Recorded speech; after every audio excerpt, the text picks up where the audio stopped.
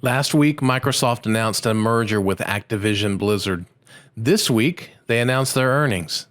If you want to take a deeper look into Microsoft, stay tuned.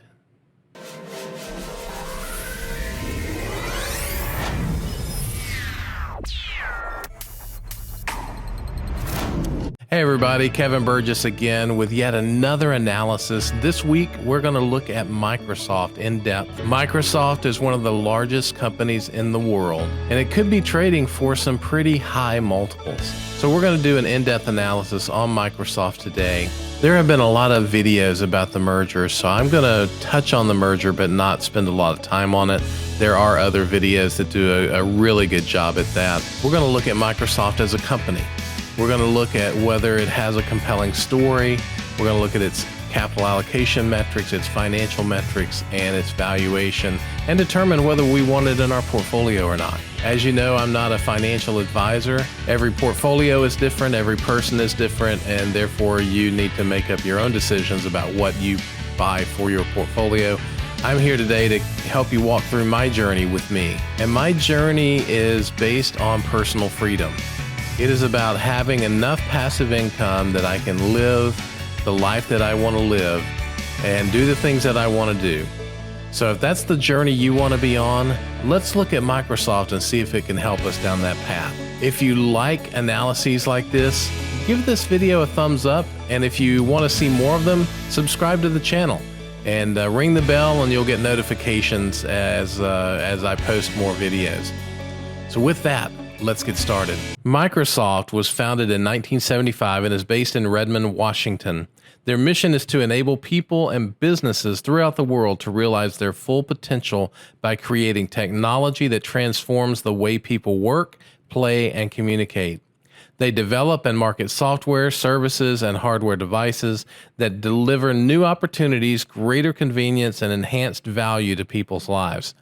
They do business worldwide and have offices in more than 100 countries. They generate revenue by developing, licensing, and supporting a wide range of software products and services, by designing and selling hardware devices, and by delivering relevant online advertising to a global customer audience. In addition to selling individual products and services, they offer suites of products and services. Their products include operating systems for computing devices, servers, phones, and other intelligent devices, server applications for distributing company environments. Their products include operating systems for computing devices, servers, phones, and other intelligent devices, server applications for distributed computing environments, productivity applications, business solution applications, desktop and server management tools, and you get the rest of this.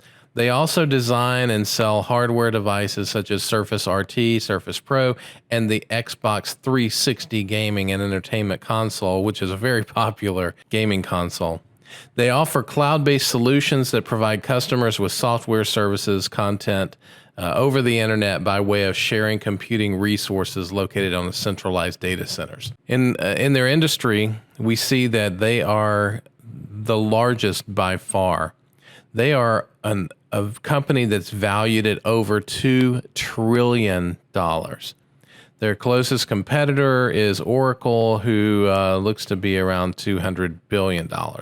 So it's a pretty big company. So let's move on to their segments. Their first segment is productivity and business services. It's roughly 32% of their business.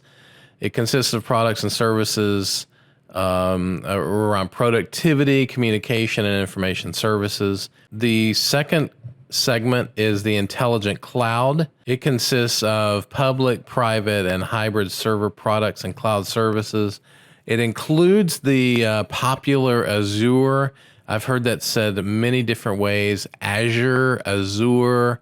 Not really sure how to say it, but it's close. They have SQL servers, Windows servers, Visual Studio, et cetera, in that segment, and it is 36% of their business. And then they have what they call more personal computing.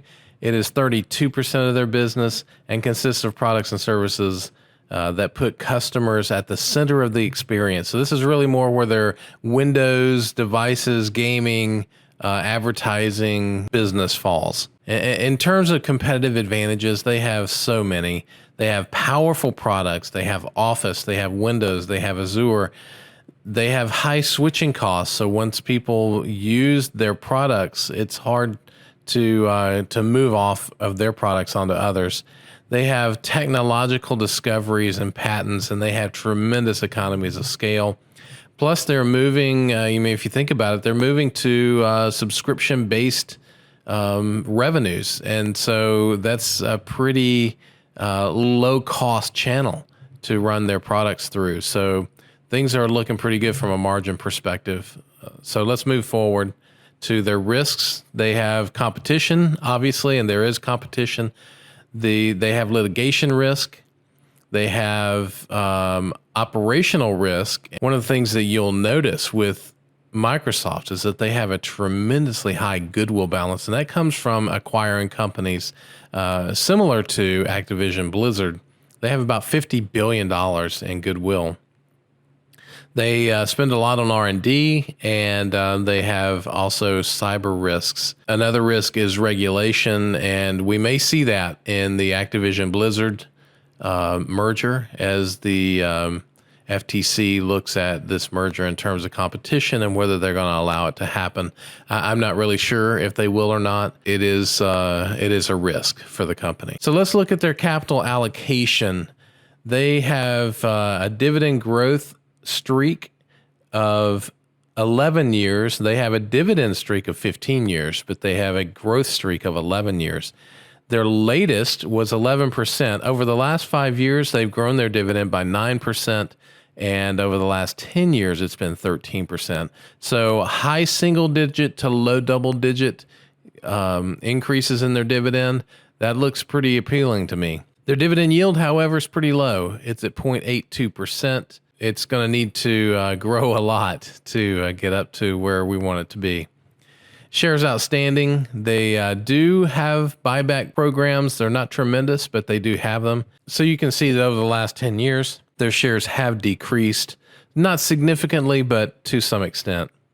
Total sales, look at this chart. Up and to the right, there's nothing more to say about that. Earnings per share, up and to the right. Free cash flow per share, up and to the right. This is an incredibly profitable and fast-growing company.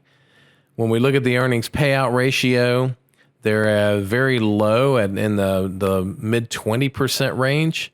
So that's very healthy, and it gives them room to grow the dividend if they want in the future. They have also a free cash flow payout range of around 29%. So that's very healthy. Their dividend safety rating from Simply Safe Dividends is 99, which is the largest dividend safety rating that Simply Safe Dividends gives out. And they are one of the few companies in the world that has a AAA credit rating. So very strong from a financial perspective. Net debt to capital, they have zero net debt. And what that means is they have more cash than they have debt. Interest coverage ratio, you see it's come down a lot, but I don't think that's anything to be concerned about. It's still at a 35, which is tremendous. They could pay off all of their debt with the cash they have on hand. So there's not an issue here with the debt for Microsoft. So in terms of valuation, this is a bit of a tricky one.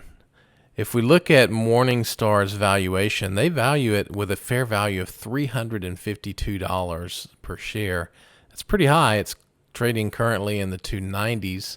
But then when you look at their return on invested capital being in the mid 30% range, that's pretty good. Then secondly, let's look at the fast graphs value. In this chart, the black line is the current price. The blue line is what it typically would trade for in a price to earnings multiple. So you see that it appears to be way overvalued from a fast graphs perspective. So fast graphs would probably value this somewhere around 250, 260, something like that. And certainly it's currently sitting at around 295, 296. And Morningstar has it at 352. That's a pretty wide range, and so it's important for us to decide where we think the value is in Microsoft. So I think from my perspective, I think there is tremendous growth potential for Microsoft. I think it's much more than what's in fast graphs. I am not convinced that the current fair value is 352 with Microsoft, with Morningstar.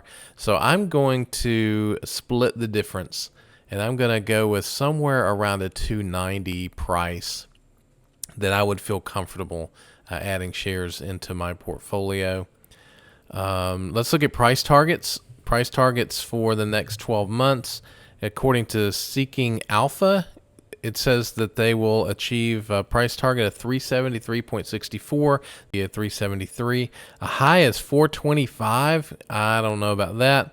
But then the low says about 299. Obviously, we're a little below that now, so that's that would be very little growth if that scenario played out. Current price is around 296. Valuation of 352. Morningstar would say this is a 16% discount. Average analyst price target is 374. So I'm comfortable adding Microsoft to my portfolio at some price around 290 or less. So in summary, Microsoft is a AAA rated company growing very quickly. Solid capital allocation metrics, strong financial metrics, consistent and stellar return on invested capital, and they currently appear to be discounted by 16% by Morningstar. Their growth, however, might be hampered by regulation, and we will see that as this proposed merger between Activision Blizzard and Microsoft moves forward in the process. And then the question at hand is, will they achieve consistently high growth over the long term? So that's a question we have to answer. I am comfortable adding Microsoft to my portfolio at around the $290 price or lower. So Microsoft is quite a company. Their valuation is all over the map. They have a $100 difference between their valuation between what I've seen. So we kind of have to decide where we want to buy it at. And I'm comfortable with the $290 price. You will have to come up with your own price. But it is a stock that I want to own for the long term. I think it has tremendous growth potential. And I think it's going to grow its dividend quickly. So getting in now and buying the shares now will allow that to grow my dividend yield so that my yield on cost grows over time with Microsoft. So I ask myself the question, does Microsoft have a compelling story? I believe it absolutely does. Does it have good capital allocation metrics? Absolutely it does. Does it have good financial metrics? Absolutely it does. Does it have a good valuation? And I think so, as long as it's around the 290 or below mark. So that checks off all of the boxes for me. I'm a buyer of Microsoft at below 290. Microsoft is currently the 5th largest holding in my portfolio. Given what I've seen in this analysis, I wouldn't be surprised if it jumped up a spot or two in my portfolio over time. So given that, hopefully this was helpful to you. If you like this video, please give it a thumbs up, subscribe to the channel, all that stuff. My next video is going to be on Comcast. So we will see the story around Comcast and whether it's a worthwhile investment moving forward. So I'll see you in the next video.